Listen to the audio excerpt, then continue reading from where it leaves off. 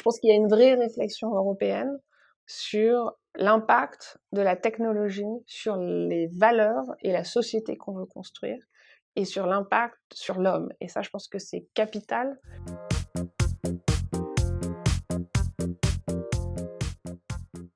Maëlle Gavet, Chief Operating Officer Compass.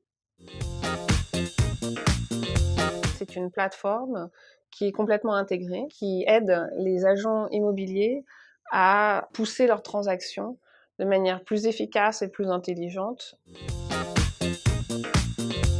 je pense que ce qu'on voit aux États-Unis est quelque chose qui s'est passé dans toutes les industries de services, que ce soit le voyage, la banque, et plein d'autres qui demandent un contact avec le client. En général, le marché démarre comme étant très très fragmenté, avec plein de petits mom and pop shops qui ont une valeur ajoutée réelle tant qu'il n'y a pas de technologie et tant qu'il n'y a pas d'agrégation des services, mais qui est une valeur ajoutée qui disparaît quasiment une fois que la technologie et de plus grands groupes avec des plateformes qui scalent mieux arrivent sur le marché.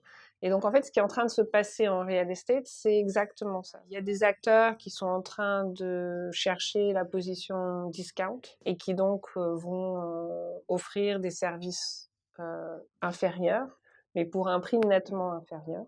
Et il y a une réelle demande pour ça, comme dans toutes les industries. Et puis, il y a un segment qui est plus faire en sorte que les services soient meilleurs pour pouvoir préserver la marge. L'industrie est en train de se segmenter de cette manière-là, et en même temps, elle est en train de se consolider parce que aux États-Unis, où il y a de mémoire à peu près 80 000 petits brokerages et 2 millions d'agents, c'est clairement pas un modèle qui va survivre de cette manière-là. Je pense qu'en général, quand vous êtes un investisseur, ce que vous valorisez, c'est une confluence de facteurs. La première, c'est la taille du marché. L'immobilier est l'industrie avec la plus grosse asset class du monde.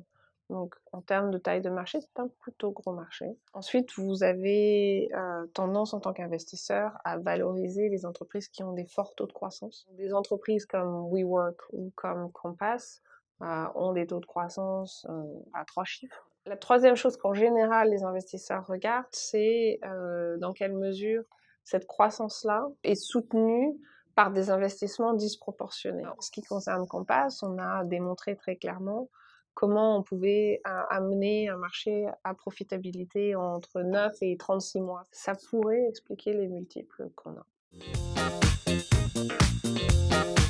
De la même manière que l'humanité est passée à travers la révolution industrielle, qui fut un énorme progrès pour nous, mais qui a quand même laissé sur le carreau un certain nombre de gens. Je pense que la révolution digitale est en train de faire la même chose, mais à des échelles autrement plus dramatiques et avec un manque de compréhension de notre part, moi y compris, sur où est-ce que ça va atterrir. Parce qu'on est en train de créer quelque chose, notamment quand on commence à parler d'intelligence artificielle, on est en train de créer quelque chose qu'on ne contrôle pas vraiment. Le problème à l'heure actuelle, c'est que comme la recherche en intelligence artificielle est encore au tout début, on entend beaucoup de chercheurs dire si vous commencez à mettre des bâtons dans les roues de la recherche en posant toutes ces questions négatives, on fera jamais de progrès, il n'y a pas besoin de s'inquiéter pour le moment. Un jour, et encore une fois, j'ai pas l'expertise pour savoir si c'est 5, 10, 20, 50 ou 100 ans ou même après, mais un jour, on va réussir à créer ça. Je pense qu'il y a une vraie réflexion européenne sur l'impact de la technologie sur les valeurs et la société qu'on veut construire et sur l'impact sur l'homme. Et ça, je pense que c'est capital. Ce que j'espère, c'est que nos leaders continueront à maintenir la barre haut et à poser les vraies questions sur l'impact de la technologie sur notre société.